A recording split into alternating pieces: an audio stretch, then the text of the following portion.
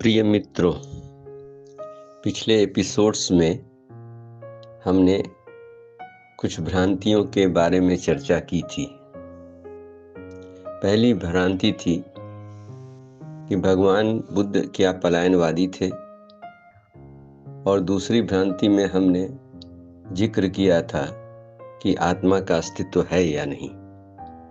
तीसरी भ्रांति में हमने देखा कि बुद्ध ने यद्यपि कहा है जीवन दुखमय है, लेकिन इसका अर्थ कुछ और है जो हम लगाते हैं। आज चलिए एक और हम अगली भ्रांति को लेते हैं।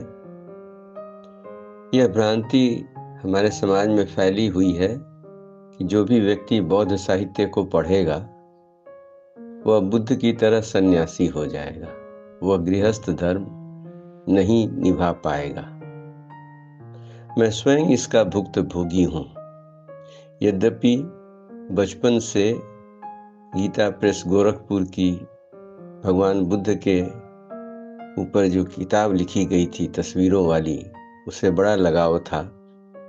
थियोसॉफिकल सोसाइटी के मेंबर बनने के बाद हर वर्ष लाइट ऑफ एशिया का अध्ययन करता रहा, लेकिन इससे ज़्यादा बुद्ध के प्रति रुझान नहीं हो पाया। और वही भय था कि अगर बुद्ध साहित्य पढ़ूंगा तो गृहस्थ आश्रम का धर्म नहीं निभा पाऊंगा।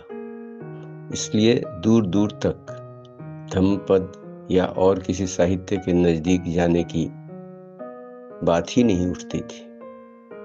अब हुआ यूं कि 2006 में मई के महीने में थियोसॉफिकल सोसाइटी के अंतर्राष्ट्रीय अध्यक्षा डॉक्टर राधा बर्नियर जूनागढ़ गुजरात पधारी, और वहाँ पर उन्होंने धम्मपद अध्ययन शिविर का आयोजन किया। मैं भी उसमें शामिल हुआ और वहाँ पर मैंने सुना यमक वग के गाथा 1 और गाथा 2 की कहानी और उसकी शिक्षा क्या है। मन ही सभी प्रवृत्तियों का प्रधान है।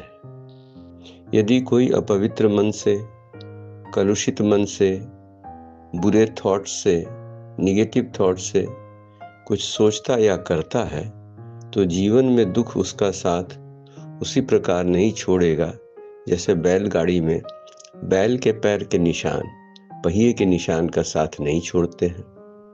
बड़ी सेंसिबल बात लगी। इसके विपरीत दूसरा उदाहरण, मन ही सभी प्रवृत्तियों में प्रधान है। सभी कर्म और धर्म मन से ही सृजित होते हैं। यदि कोई पवित्र मन से, शुद्ध मन से, पॉजिटिव मन से, सकारात्मक भाव से कुछ सोचता या करता है तो जीवन में सुख उसका साथ उसी प्रकार नहीं छोड़ेगा जिस प्रकार मनुष्य की छाया उसका साथ नहीं छोड़ती। बिल्कुल सच है। हम बैठे रहते हैं, जैसे धूप में जाते हैं पीछे पीछे छाया आती है। तो मैंने यह जब सुना तो मेरे दिमाग में जैसे एक बिजली चमक गई। इतना सरल उदाहरण एक गांव का छोटा सा बालक भी समझ सकता है कि अगर सोच सही नहीं रखेंगे तो गलत बीज बो रहे हैं, और जो भी काटेंगे वो तो गलत ही जहरीला ही निकलेगा। अगर जहरीले बीज बोए तो जहरीला निकलेगा, अच्छे बीज बोए तो अच्छा निकलेगा।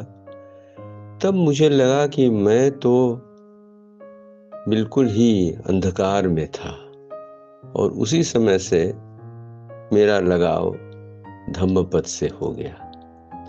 अब बताइए मित्रों कि यह जो मेरे जीवन का वह जो 56 वर्ष का मूल्यवान समय था, जब क्रिएटिविटी अपने पीक पर होती है, वह जो ऐसे ही व्यर्थ निकल गया, उसकी भरपाई कौन करेगा। आप कहेंगे शायद मेरा दोष था, मुझे पता करना चाहिए था, सही पढ़ना चाहिए था। पर क्या सारा का सारा दोष मेरा ही था? नहीं मित्रों, समाज में जो दृष्टिकोण बना हुआ है बुद्ध की शिक्षा के प्रति, उसका दोष ज्यादा था। कुछ हमारा भी था, लेकिन अधिक दोष समाज का ही था। अब समाज का किस प्रकार का दोष है, चलिए मैं कुछ और उदाहरण से बताता हूँ। मेरे एक मित्र ने बहुत ही उच्च पद पर पदस्थापित थे और वहां से वे रिटायर हुए। उन्होंने मुझसे एक बार कहा कि भगवान बुद्ध बुढ़ापा, रोग और मृत्यु से घबराकर, उन्होंने शब्द इस्तेमाल किया, घबराकर वैराग्यमान हुए। जैसे मान लीजिए कि जंगल में बड़ी तेज आग आ रही है तो हम घबराकर भाग जाते हैं, या आजकल टीवी पर देखते हैं कि लैंडस्लाइड होता है या बाढ़ आ रही है तो घबराकर हम भाग जाते हैं। सांप अगर निकल आया तो घबराकर भाग जाते हैं। उन्होंने शब्द इस्तेमाल किया, भगवान बुद्ध बुढ़ापा, रोग और मृत्यु से घबराकर वैराग्यमान हुए।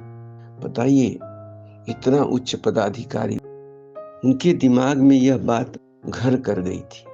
भगवान बुद्ध घबराकर नहीं गए, उन्होंने देखा कि यह ऐसी समस्या है कि मनुष्य को दुखी कर ही देती है।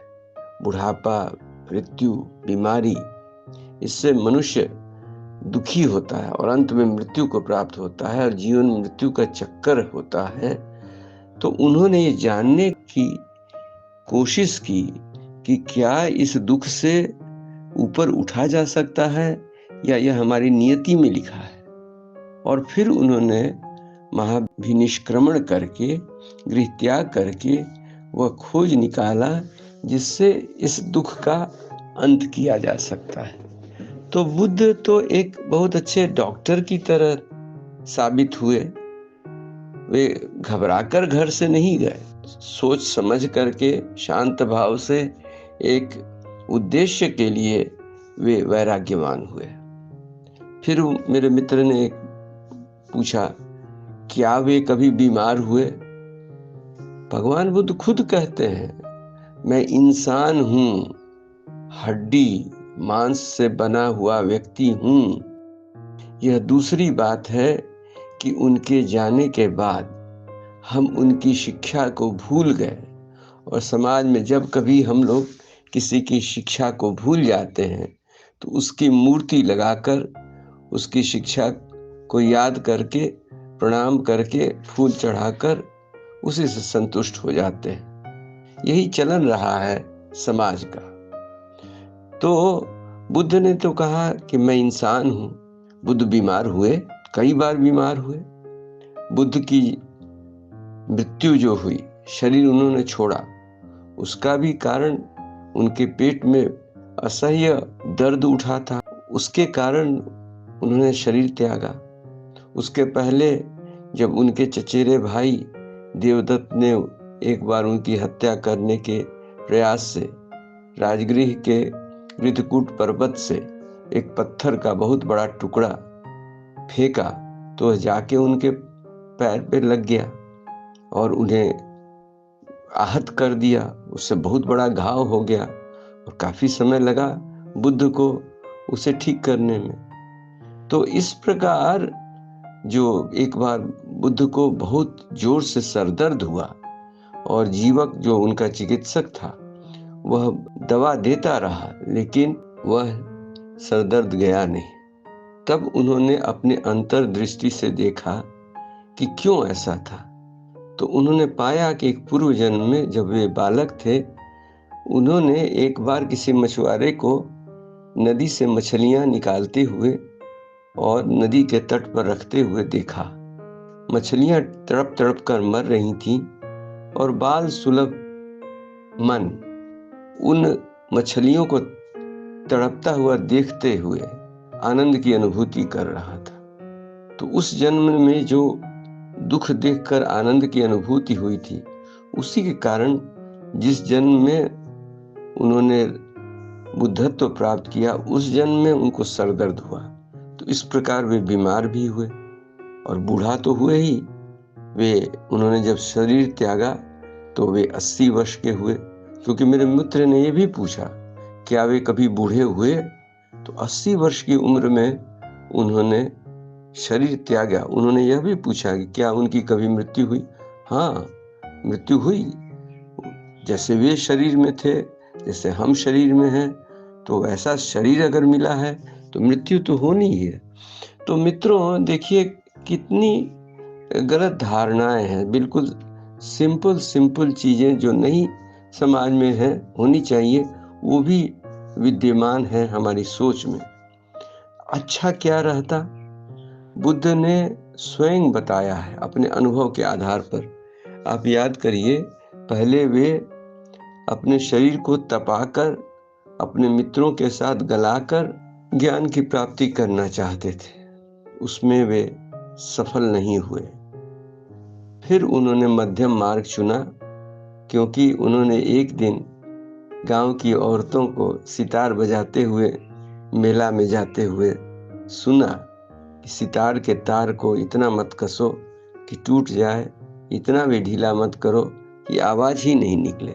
और इसी से उन्होंने मध्यम मार्ग निकाला। तो मध्यम मार्ग ही तो सही मार्ग है। और हमारे आपके लिए जो गृहस्थ जीवन में है, उनके लिए तो और भी उत्तम है। एक तरफ का एक्सट्रीम है घर त्याग कर बिल्कुल ही सन्यासी हो जाना, दूसरे तरफ का एक्सट्रीम है ऋतं कृत्वा घृतं पीवेत यावत जीवेत सुखम दीवेत, चार्वाक का प्रिंसिपल। दोनों ही आती है। तो आज के दिन में तो संसार के सारे मैनेजमेंट इंस्टीट्यूट्स सभी जगह बुद्ध की 3 बातों को, 3 M's, मिडिल पाथ, माइंडफुलनेस और मेडिटेशन, तीनों को किसी न किसी स्वरूप में पढ़ाया जाता है। और आप ध्यान से देखिए, आजकल कोई भी धर्म गुरु, कोई भी वक्ता, कोई भी मोटिवेटर माइंडफुलनेस, मिडिल पाथ और मेडिटेशन इसका जिक्र किए बिना अपनी बात को पूरी नहीं कर पाता है। तो मित्रों, समाज में यह फैलना चाहिए कि मिडिल पाथ सर्वश्रेष्ठ पाथ है। हमें माइंडफुलनेस के साथ जीवन जीना चाहिए और ध्यान की प्रक्रिया से जीवन जीना चाहिए। सबों का कल्याण होगा, सबों का भला होगा। यही समाज में एक्चुअली हमें फैलाने की चेष्टा करनी चाहिए। और जो भ्रांतियां बन गई हैं उन्हें दूर करने का प्रयत्न करना चाहिए। हर व्यक्ति अगर अपनी छोटी कोशिश करता है तो समाज का बदलाव तो हो ही जाएगा। हम सभी खाली हाथ आए थे और खाली हाथ चले जाएंगे, लेकिन जाने के पहले तो कुछ तो दे जाएं, क्योंकि समाज का हमारे ऊपर बहुत ही बड़ा ऋण है। बहुत बहुत धन्यवाद।